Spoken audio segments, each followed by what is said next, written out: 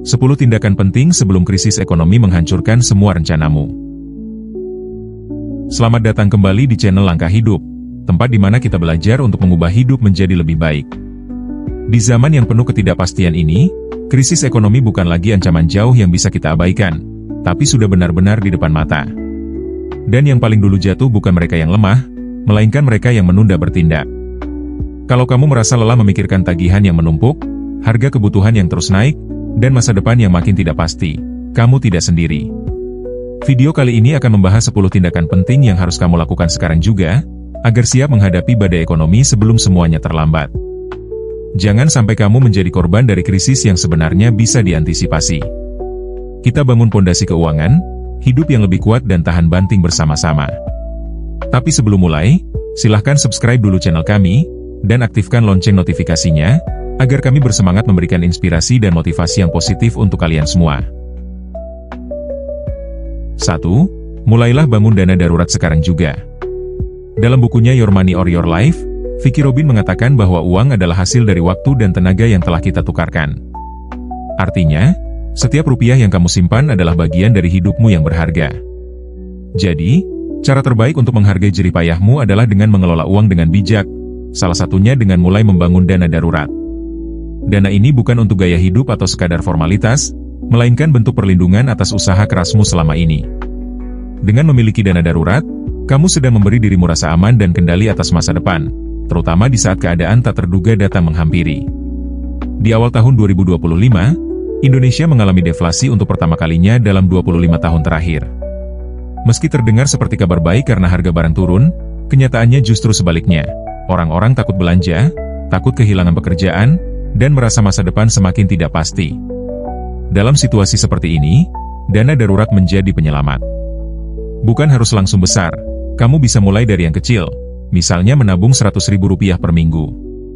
Yang paling penting bukan jumlahnya, tapi kebiasaan dan konsistensinya. Semakin cepat kamu memulainya, semakin siap kamu menghadapi segala kemungkinan di masa depan. 2. Kurangi ketergantungan pada hutang konsumtif. Ada seorang ibu yang setiap bulan harus rela setengah dari gajinya habis hanya untuk membayar cicilan, mulai dari handphone, motor, hingga perabot rumah tangga. Awalnya semua terlihat ringan karena tawaran cicilan yang menggoda. Tapi ketika suku bunga naik dan biaya hidup bertambah, semuanya jadi terasa sesak. Akhirnya, kebutuhan yang jauh lebih penting seperti pendidikan anak atau kesehatan harus dikorbankan demi membayar barang-barang yang sebenarnya bukan kebutuhan utama. Mungkin kamu juga pernah mengalami hal serupa, membeli sesuatu hanya karena proses cicilannya mudah dan terasa ringan. Padahal barang itu tidak begitu dibutuhkan. Penting untuk diingat, tidak semua keinginan harus langsung dipenuhi saat ini juga. Belajar menunda bisa membuat langkah hidup lebih ringan dan pikiran lebih tenang. Karena ketenangan dan kestabilan keuangan di masa depan jauh lebih berharga dibandingkan kepuasan sesaat dari barang-barang konsumtif hari ini. 3. Revisi anggaran keluarga secara berkala. Ada banyak pasangan yang sering merasa uangnya selalu habis di akhir bulan, padahal tidak ada pengeluaran besar yang terlihat.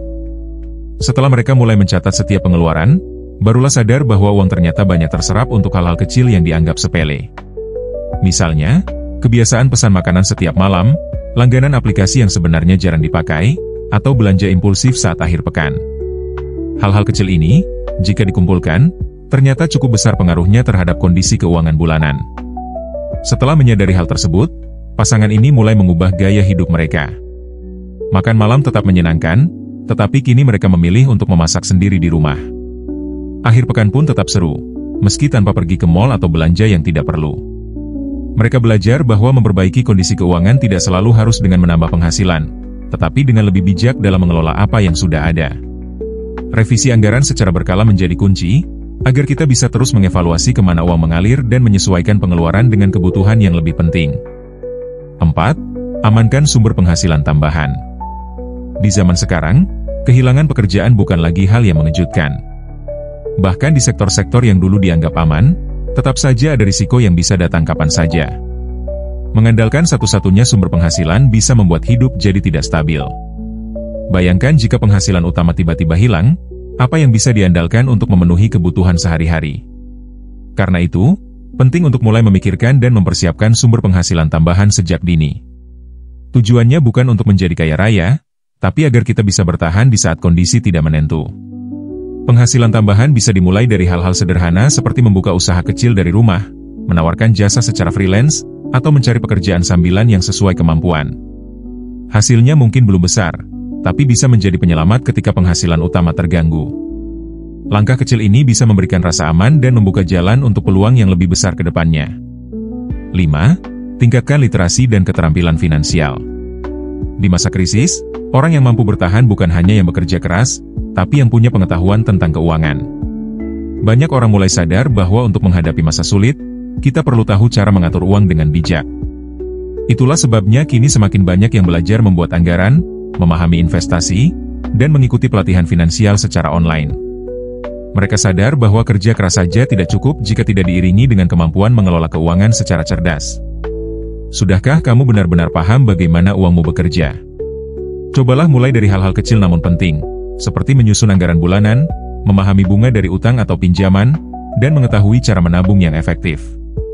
Ilmu tentang keuangan bukanlah teori yang rumit dan membingungkan, melainkan alat penting yang bisa melindungi kita dari kesulitan. Dengan literasi finansial yang baik, kamu bisa membuat keputusan yang tepat, lebih siap menghadapi masa depan, dan tidak mudah goyah saat kondisi ekonomi berubah. 6. Pindahkan tabungan ke instrumen yang aman dan cair. Punya tabungan di rekening memang terlihat aman, tapi sebenarnya belum tentu cukup melindungi saat keadaan darurat datang. Dalam situasi seperti sakit mendadak, kebutuhan sekolah anak, terkena pemutusan hubungan kerja atau PHK, uang di rekening bisa cepat sekali habis tanpa disadari. Apalagi kalau tabungan itu tidak dikelola dengan bijak dan terus-menerus digunakan untuk kebutuhan sehari-hari, lama-lama bisa habis juga tanpa sisa. Itulah mengapa penting untuk tidak menaruh semua uang hanya di satu tempat. Sebaiknya, kita mulai membagi tabungan dengan lebih cerdas. Dana darurat tetap disimpan di rekening agar mudah diambil kapan saja saat dibutuhkan. Tapi untuk sisa uangnya, alihkan ke instrumen keuangan yang lebih aman dan tetap bisa dicairkan dengan mudah, seperti emas, obligasi pemerintah, atau deposito. Instrumen-instrumen ini lebih tahan terhadap inflasi dan bisa membantu menjaga nilai uang dalam jangka panjang. Dengan begitu, uangmu tidak hanya diam di rekening, tapi juga tetap produktif dan lebih aman dari risiko pengeluaran yang tidak terencana. 7. Hindari gaya hidup boros karena ingin terlihat mampu. Seringkali kita terjebak dalam keinginan untuk terlihat sukses di mata orang lain, sampai rela mengorbankan keuangan sendiri. Dalam bukunya The Psychology of Money, Morgan Housel menjelaskan bahwa banyak orang ingin kaya bukan untuk kenyamanan hidup, tapi agar terlihat kaya. Akhirnya, banyak dari mereka yang membeli barang-barang mahal yang sebenarnya tidak dibutuhkan, bahkan dengan uang yang belum mereka miliki, semata-mata demi pencitraan. Gaya hidup seperti ini bukan hanya membuat keuangan tidak sehat, tapi juga menciptakan tekanan mental yang besar karena harus terus tampil memukau. Padahal, kenyataannya banyak orang yang tampak mewah di luar sebenarnya sedang berjuang keras menjaga kondisi keuangannya. Jangan sampai kita terjebak pada ilusi kesuksesan yang hanya sebatas penampilan. Tanyakan pada diri sendiri sebelum membeli sesuatu, apakah ini benar-benar kebutuhan, atau hanya karena ingin terlihat sukses. Lebih baik hidup sederhana tapi tenang, daripada hidup mewah tapi penuh beban. Kebahagiaan dan keberhasilan sejati tidak diukur dari penampilan luar, melainkan dari kedamaian dan kestabilan hidup yang kita miliki. 8. Siapkan rencana cadangan untuk impian besar. Ada sepasang anak muda yang sudah lama menabung demi menggelar resepsi pernikahan impian mereka.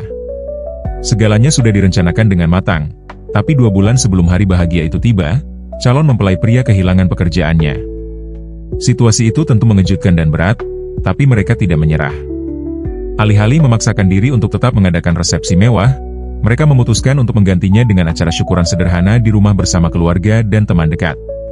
Meski sederhana, momen itu tetap penuh kebahagiaan karena mereka sadar bahwa inti dari pernikahan adalah kebersamaan dan makna cinta, bukan kemewahan.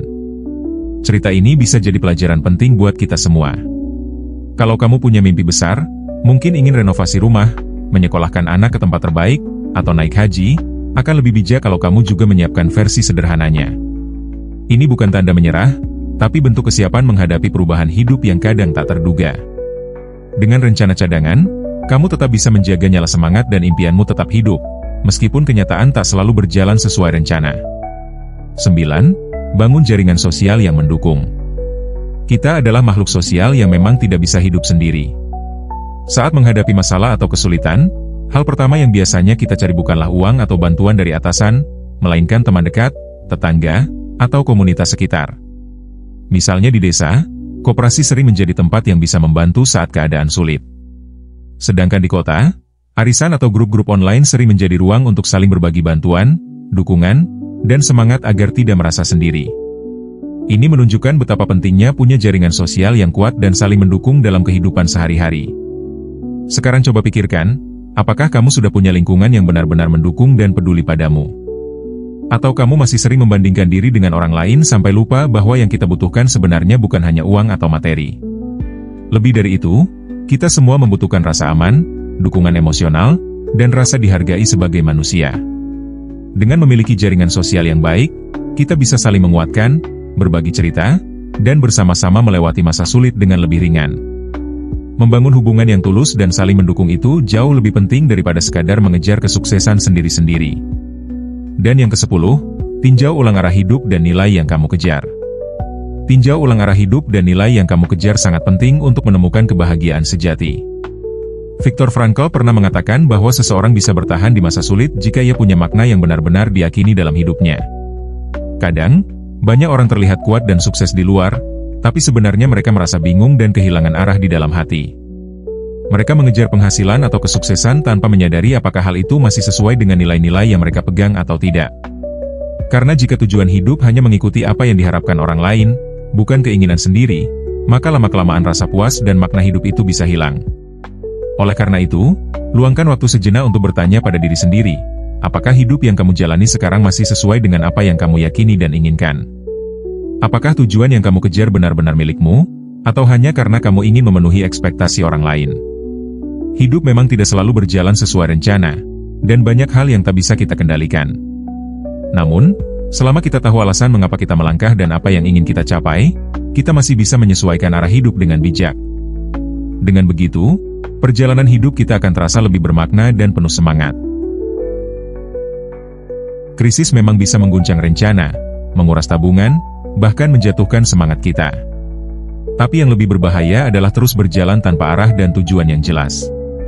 Ingat, hari ini adalah waktu terbaik untuk mengambil kembali kendali atas hidupmu. Pastikan setiap langkah yang kamu ambil sesuai dengan nilai-nilai yang kamu yakini, bukan sekadar ikut arus atau tekanan dari luar. Karena makna hidup itu bukan diberikan orang lain, tapi kamu sendiri yang harus menemukannya dan mempertahankannya. Terima kasih sudah menonton. Jangan lupa untuk like, share, dan subscribe, supaya kamu selalu mendapat update langkah-langkah bijak untuk menghadapi tantangan hidup. Semangatlah menghadapi masa depan. Sampai jumpa di video berikutnya, dan tetaplah melangkah menuju kekayaan bersama Langkah Hidup.